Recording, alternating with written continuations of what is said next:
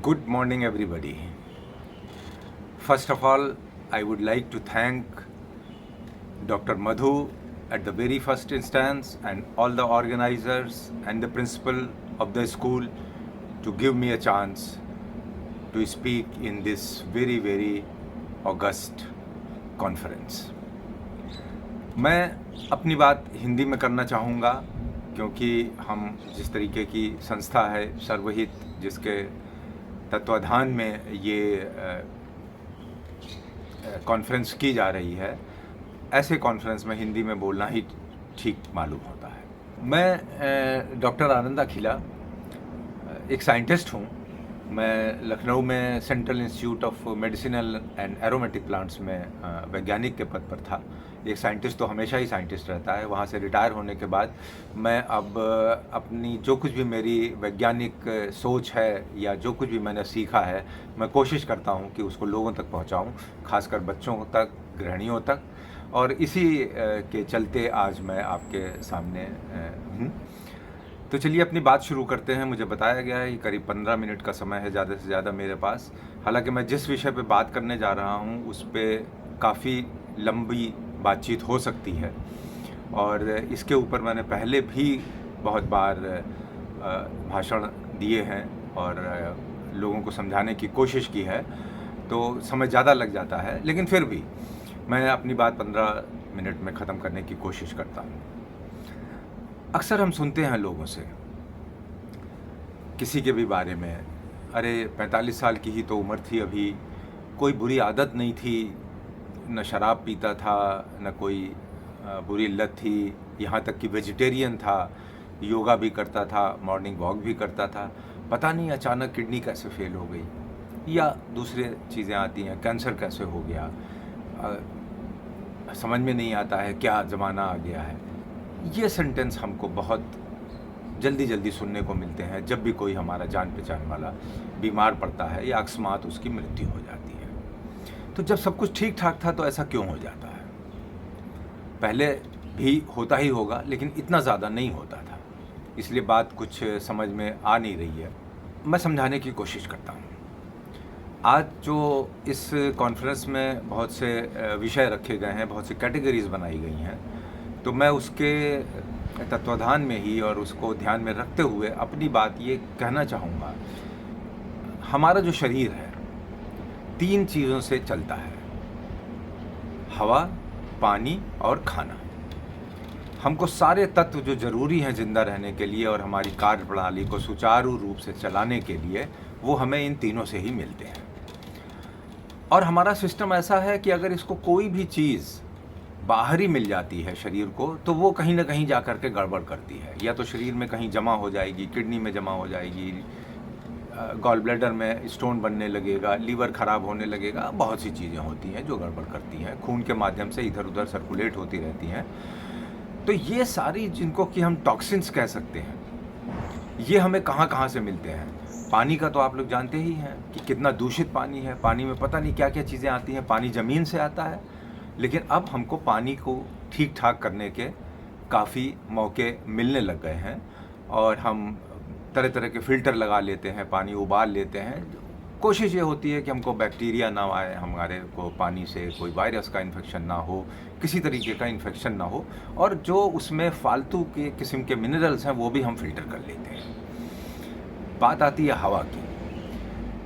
हवा प्रदूषित है, बहुत ज़्यादा है, और हवा में आपको कण दिखाई नहीं पड़ते। जो प्रदूषण में कुछ तो दिखाई देता है लेकिन कुछ दिखाई नहीं देता, जो कि हम इनहेल करते रहते हैं। आपको अंदाज़ा लग जाएगा कि आपका पंखा जो चलता है उसमें देखिए क्या कि पंखा चलने के बाद कितनी उसमें बारीकी से धुआं, वो जो है वो छोटे छोटे धूल और गंदगी जमा हो जाती है। वो कहाँ से आई है? एयर से आई है, जबकि पंखा आपके बंद कमरे में चल रहा है।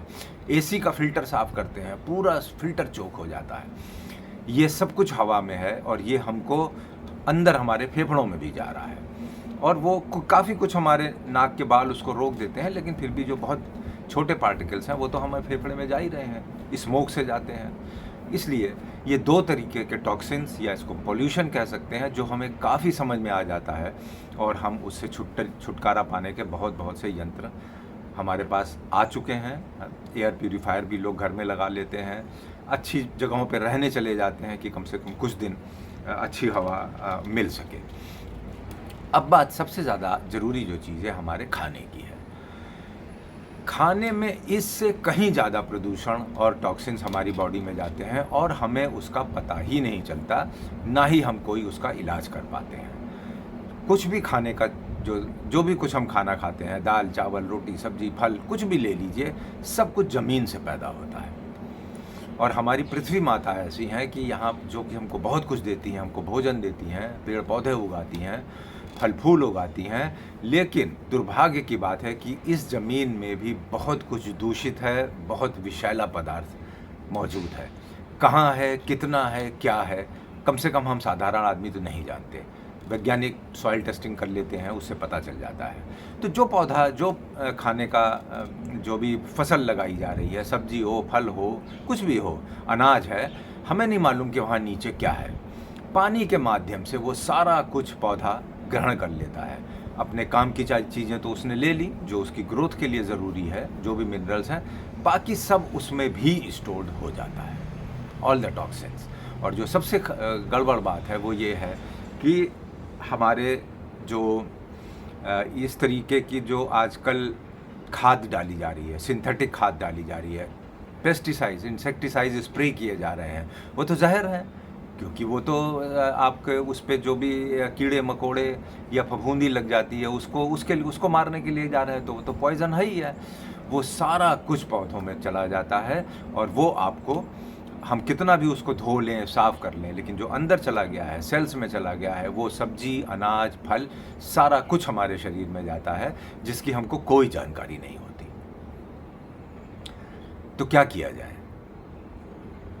हवा और पानी का तो काफ़ी कुछ इलाज हम कर लेते हैं, लेकिन अनाज का तो नहीं कर पाएंगे। कहाँ पैदा हुआ, कहाँ से आया, कहाँ सब्जी मंडी में आपने ख़रीदा, क्या किया।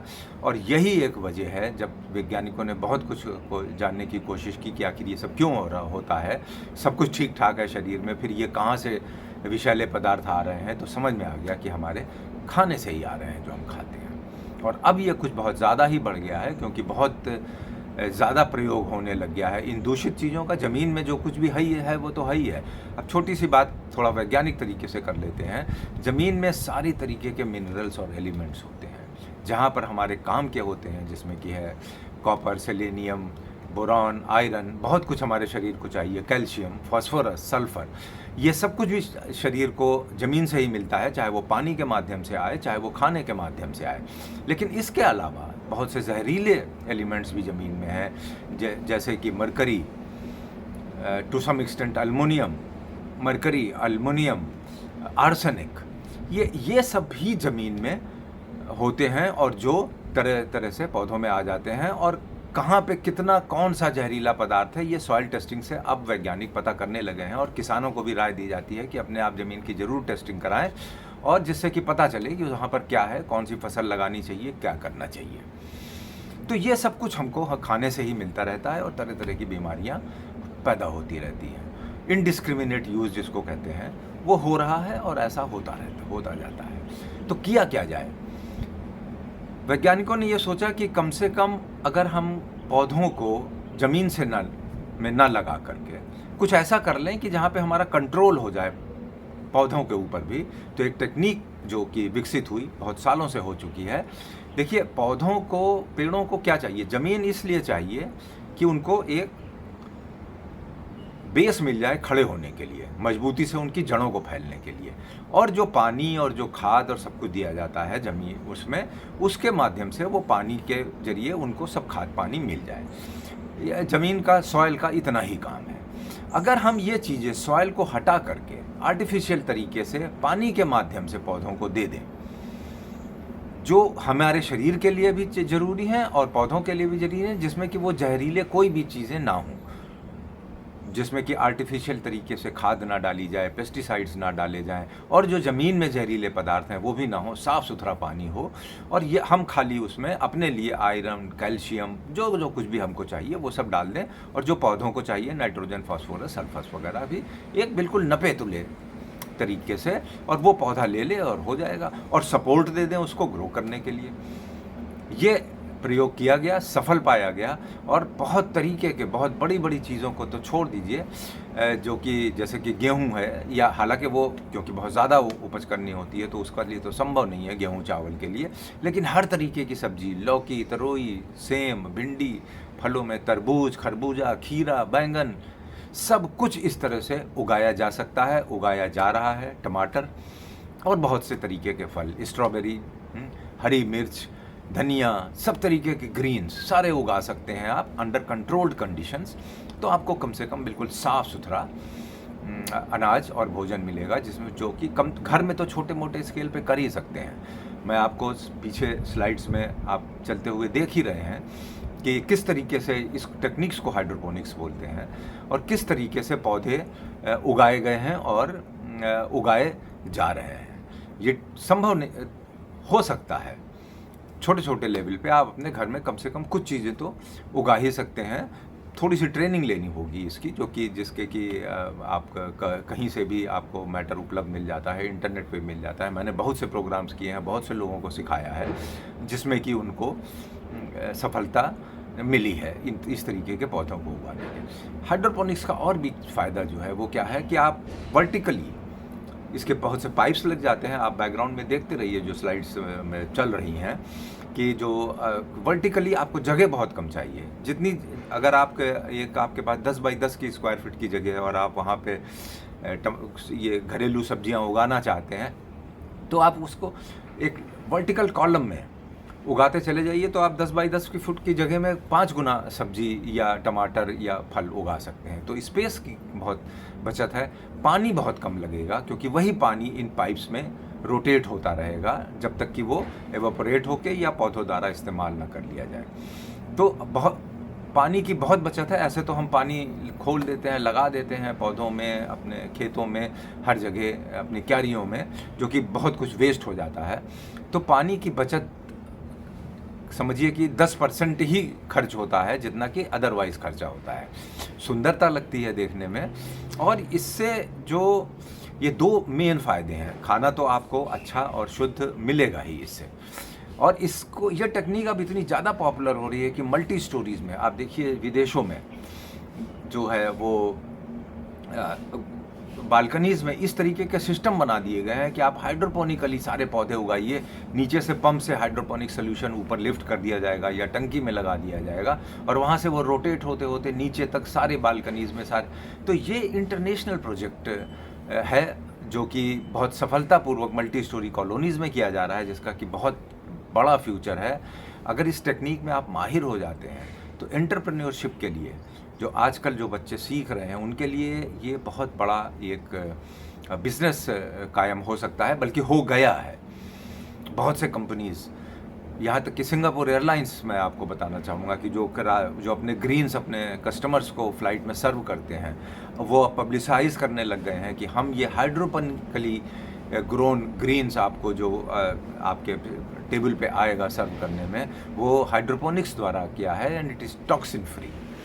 तो इस तरीके की ये टेक्नोलॉजी है, बहुत सफलतापूर्वक अब इंडिया में भी बहुत जगह की जा रही है।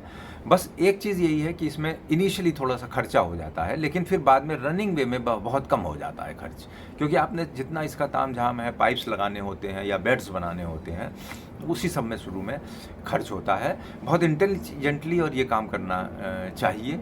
थोड़ा सा साइंटिफिक टेम्परामेंट होना चाहिए, क्योंकि आपको पता होना चाहिए कि कम से कम बेसिक्स ऑफ द केमिस्ट्री तो पता ही होनी चाहिए कि कौन से मिनरल्स चाहिए, कौन से हमको सॉल्ट्स यूज़ करने हैं सॉल्यूशंस बनाने में। तो मैं इसके माध्यम से थोड़ा सा जानकारी देना चाह रहा था कि कैसे ये हाइड्रोपोनिक्स टेक्निक क्या होती है, और मैंने लखनऊ में ही बहुत से स्कूल्स में बच्चों ने सीखा है। मैंने ही उनको बच्चों को ट्रेनिंग दी है, जो कि उन्होंने अपने सैम्पल्स स्कूल में लगाए भी हैं। आर्मी पब्लिक स्कूल कैंट में है, उनके बच्चों ने बहुत अच्छा ग्रो किया। मैं उसकी फ़ोटो कोशिश करता हूँ दिखाने की, आपको देखिए। और घरों में बहुत से लोगों ने लगाया है इस टेक्निक को इस्तेमाल किया है। इसकी डिटेल्स मैं बहुत आज नहीं बता पा रहा हूँ आप लोगों को, क्योंकि समय की थोड़ी सी प्रतिबंध लगा हुआ है, और भी लेक्चर्स होने हैं।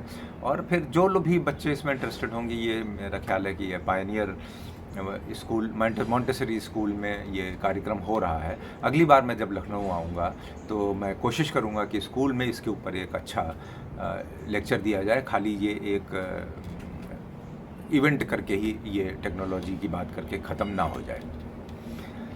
Thank you very much.